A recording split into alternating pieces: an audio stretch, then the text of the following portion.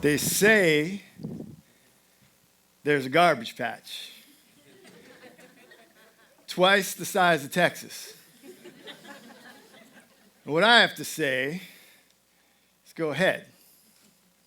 Make my day, bag monster.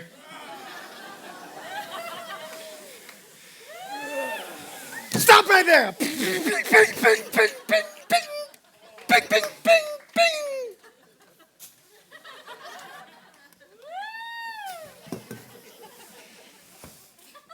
Have a Chico bag.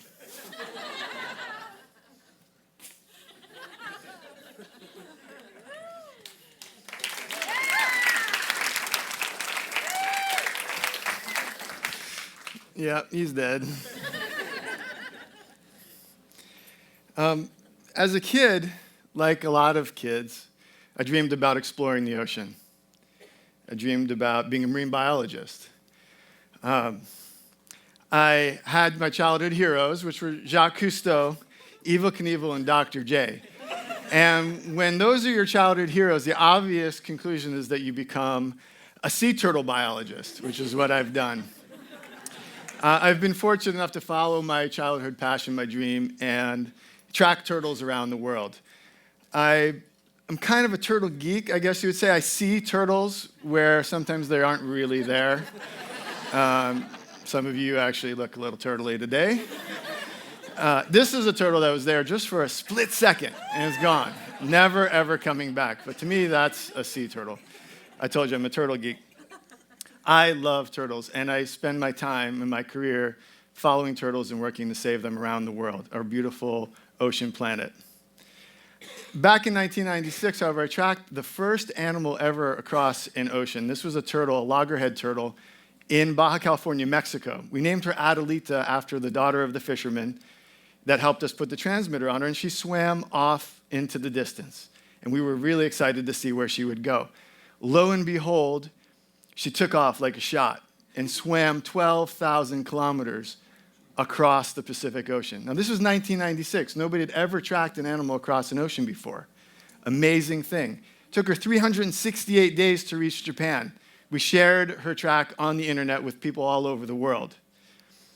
Here's the bad news. She swam right through an area now commonly known as the garbage patch, Pacific Garbage Patch.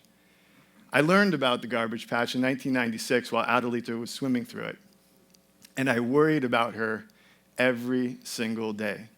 I started calling oceanographers, learning about the garbage patch, learning about the turtles out there, what they might be doing, what's out there, about all this plastic, and I got very, very concerned about the plastic in the ocean that could harm our beloved sea turtles.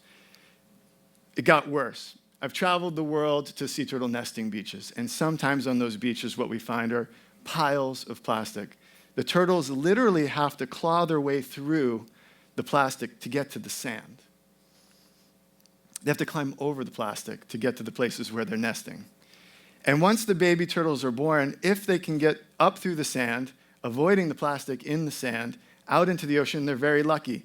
But sometimes they get into the ocean and their first meal is plastic. That's wrong, but that's our reality. Some turtles survive it. They pass the plastic through their bodies. We've saved countless turtles from plastic by just simply pulling it out of them. It's not what I signed up for. And most recently, I traveled to the Gulf of Mexico to join the sea turtle rescue team in response to the oil catastrophe. Some of the worst days of my life. Turtles covered with oil are some of the saddest moments of my life. Devastating experience. It's just absolutely wrong. So it turns out that my childhood dream translates to second worst job in science, right between hazmat diver and elephant vasectomist, according to Popular Science. And the reason why it ranks so poorly is because there's some bad news about the ocean. And it comes at us relentlessly, daily. And it's not just about plastic, but plastic is the issue why we're here. Oil and plastic together dominate our planet. And that's the problem we face today and right now, at this point in our history.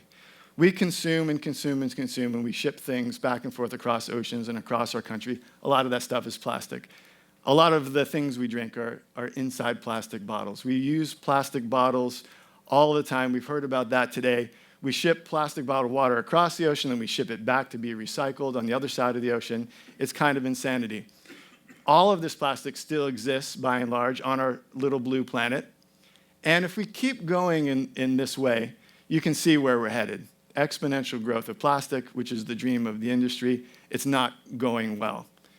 We will end up living in Plasticville if we aren't already. Is that what we want? I don't think that's the future that we want.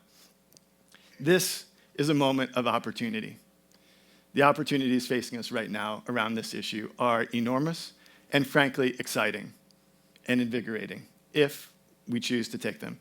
We need to rethink our ocean, and we're doing that. We have an explosion of ocean science right now coming from every direction. In fact, the World Ocean Census, they're finding new species all over our planet. It's very exciting. Our new understanding of the ocean is absolutely exciting. It's a very exciting time to be an oceanographer and a marine biologist. We need to rethink our food. We need to think organic, and that's happening, but we're in the midst of that revolution. We need to rethink our relationship with the ocean and seafood. We need to make our choices very, very carefully because the future depends on it.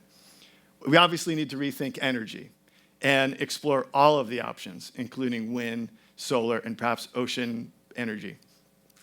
We need to rethink how we get around. We need to rethink our vehicles, and that's happening. It's a very exciting time. And I beg you, don't buy another car until you can get one that doesn't run on gas. Sign up for that pledge too. We need to rethink how we think, and we're doing that. Modern cognitive neuroscience is exploding. We're in a revolutionary time. We're understanding our own brains in ways we never have before. We used to think about the brain as being a black box. We don't anymore. We now can look inside our own brains, right down to the neuron level. It's an amazing time to be alive. We used to understand that emotion and reason fought with each other. They were in a constant battle, pulling in opposite directions. But we now know that emotion and reason work together, and there's no other way to be. Emotion and reason work together. There is no reason without emotion, the neuroscientists tell us. And we used to think about this epic battle between fear and love. It's not fear against love, it's fear and love. There's a reason why we're afraid of certain things. Put it together. Emotion and reason and fear and love, all at the same time. That's what it is to be human. All of that together. And if you need the scientific citation for these points, feel free to look it up. It's there in the literature. My childhood hero said, if we were just logical, we'd be in big trouble. But we're not. We're so much more than logical. That's exciting. Now we need to rethink our plastic. We need to think from this philosophy of cradle to cradle. You make something, you're responsible. Design needs to be convenient and responsible, right? That's the essence of cradle to cradle. You make it, you need to know where it's going, you need to figure it out and take responsibility for that stuff. I consulted with my in-house design team named Grace and Julia. They're available for hire. They're 8 and 5, and they live with me. And I said, how would you solve the plastic pollution crisis? And they thought about it a bit. And they said, we would redesign the cup. And we would make it out of an origami recycled wax paper. And I said, that is an amazing answer from the minds of children. They just said, we redesigned the cup out of a piece of paper. 7 steps, and you got a cup. Amazing. Now, my friends over at Monkey Business, Mike Patton, they're redesigning skateboard parts, and they're getting rid of the plastic components. So these are called risers, and you use those in your skateboard. And if you're a skateboarder, you know what I'm talking about. They're making them out of bamboo instead of plastic. They're rethinking skateboarding.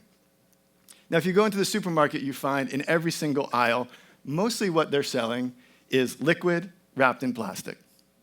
And the number one ingredient in most of the things, in most of the supermarkets in the world, is water. Okay? Then we take these bottles of basically water and we truck them around in diesel vehicles. We put them in open-face refrigerators powered by coal, and they sit there until you say, I'm thirsty. I want orange soda pop now. Right? What a ridiculous design.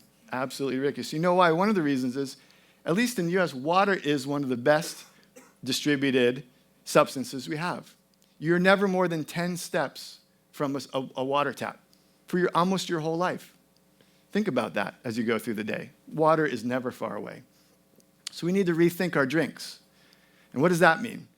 That means we need to call smart water dumb water, because it's dumb, because it's in a plastic bottle and shipped around in diesel trucks and refrigerated until we get thirsty. There's nothing smart about that. We need to understand that happiness does not come in a bottle. We need to rethink happiness. Happiness comes from somewhere very, very different. Don't let anybody convince you otherwise. Universities around the country are banning plastic bottled water. And you know what they're doing? They're not getting thirsty. They're not walking around saying, man, I'm so parched. They're coming up with a better design. They're solving the problem in a responsible, convenient way. The bulk food areas of our supermarkets are expanding. Every time I go to a supermarket, the bulk food area is bigger. Why? Because people want responsible design. They want to refill their own containers. Farmers markets exploding around the country, all over the place, from the cities to the country and everything in between. So we understand that the solutions aren't necessarily going to come from right in the middle of the problem. We know that solutions come from other places. Solutions come from independence of mind and capital, right? So we look for the innovators who are thinking independently and have independent sources of funding that do not depend on the status quo. So my challenge to the people who make stuff, the manufacturers of the world, is think carefully. Think more. Rethink what you're making. If you want to make stuff, think carefully about what you're going to make. Think about where it's going. Come up with a convenient, responsible design and employ it. And I'll tell you something. There is a network of people, mostly women, a lot of moms. They are ready to back you up. They are ready to buy what you're selling. They're ready to do free marketing for what you've got. They're ready and waiting to catch that ball. It's an exciting time. We've got this global network of people who are completely activated. They want your product. So if you make things, this is your time. We live on a beautiful planet. Rethink our use of plastic. Rethink it from the ground up, cradle to cradle. We need to rethink everything. This is our time.